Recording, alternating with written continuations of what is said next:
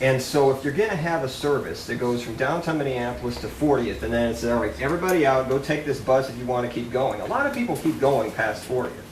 I mean, I know you have some of the 10C buses, but every time there's a 10C bus that ends at 40th, a bunch of people get out and they have to wait for the next bus that goes farther. And it's a pain in the neck. And especially on Saturday when it's every 15 minutes, half of the buses end there, there's just this big crowd of people when the 10N or the 10U finally gets there. And that's part of why the 10N and the 10U, especially on the weekend, are never on schedule. The vast majority of the time they're late. And so people don't like transfer. And if you look at what happened in Robbinsdale when you had the 14 end at Robbinsdale Transit Center, and then you had all the branches make into these little teeny minibuses, the ridership went in the tank. And that's what happens when you do that. And so I really think that if they want to do it, why don't they just say, all right, let's just get a whole boatload of money and just have the streetcar go all the way to Northtown. Because having these terminals here is just penny wise and pound foolish in my opinion. That's exactly why we want to make sure we evaluate with the city those kinds of things. Exactly. On the fare piece, you're right, it can be cumbersome, and I think the idea is, you're absolutely right. What part of our mission here is let's get cars off the road so we can manage our transportation system and get people into downtown Minneapolis.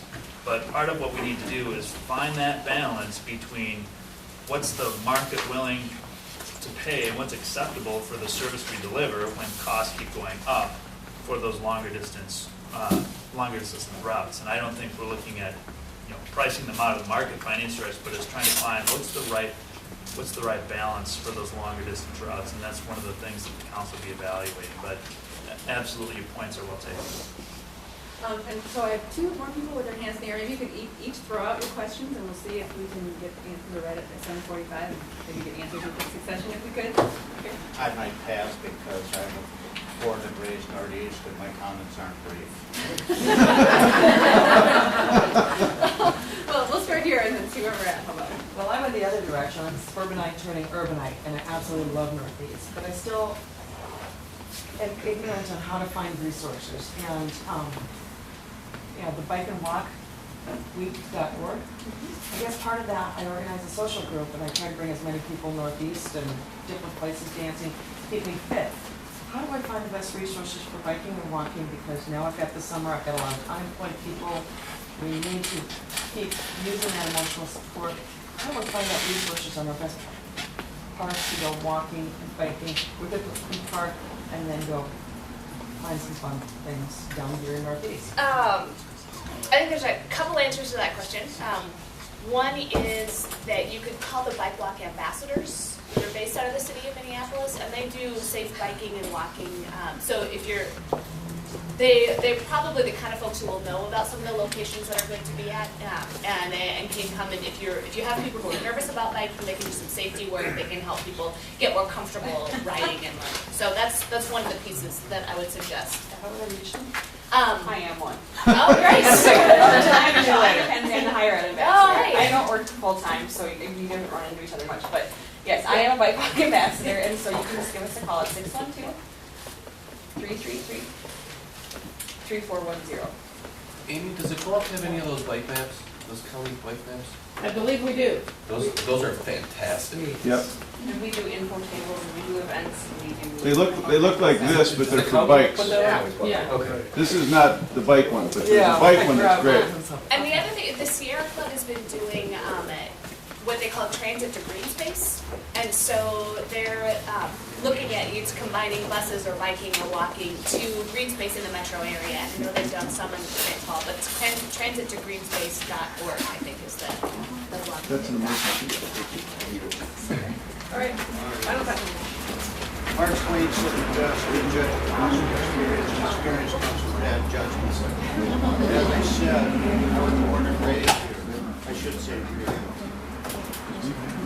I took the streetcars that were here. And your question, east and west, transit was never a big option. Way back to the streetcars. Okay. But that's a whole nother discussion. What I'm saying is that you're taking out the streetcars back then, and now you're thinking about putting them back in. We had a roundabout up on Lowry and Broadway, they took that out, Carl Sanderson had that construction job, but now they're talking about roundabouts all over the place. The gentleman that I think left, yeah, I work for MnDOT. I did bridge maintenance and bridge inspections, and that's as far as I'm gonna go with that in this room. But all of these studies that are going on, they spend I don't know how many millions of dollars studying whether or not the airport should stay where it is or go out to Rosemont. MnDOT is this deep in studies. But then all of a sudden you got a building here on Lowry and Central that burnt down, and it's a political football where somebody can go ahead and tear down a couple of buildings just a block away and put a monstrosity apartment building right on the sidewalk, and nobody's saying anything. And the only thing that I'm saying is, Mark Twain is right. We're not learning from past experiences. We're continuously reinventing the wheel.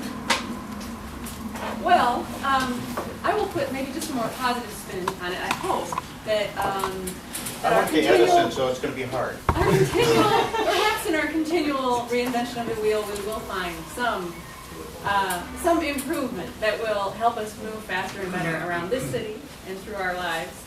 Because I do think that, I'm not in any kind of position to offer the final analysis of transit planning in Northeast Minneapolis, but I do think that it's actually really exciting and interesting to see that some of these old ideas from the past do come back to us, and then we do look to streetcars and maybe roundabouts and other things to realize that that some of the answers are within our grasp if we can just take the time to pause and reflect and study them. And I also think, I guess, that at the same time, a lot has changed in this city, and we just need to be.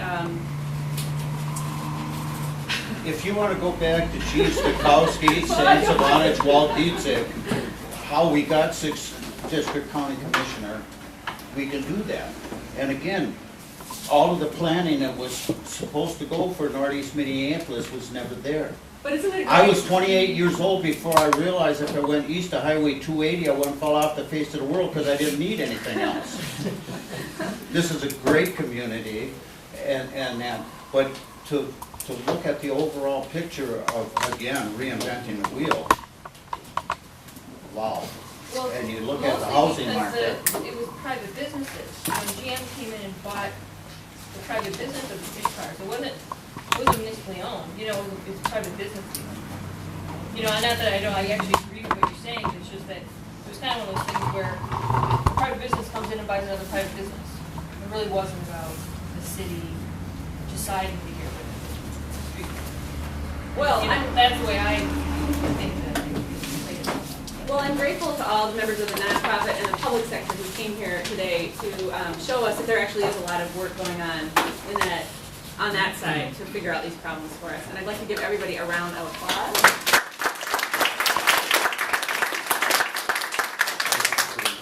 And I just want to say, I know that I'm going to blatantly say, if you want to be part of the TLC network of about 10,000 people who are supporters of biking and walking and transit options, let me know. We've got a sign-up sheet. It just means you get an email once a month with information about what's happening and opportunities to show up and support the kind of work that we do by volunteering. So let me know. And before we lose everybody, I should say, because a lot of you won't know her, and I apologize, Jamie Schumacher is, this is an embarrassing way to put this. Jamie is the new John Vaughn. She's the new CDC executive. And she doesn't look like John, so I thought I should point that out. Hey.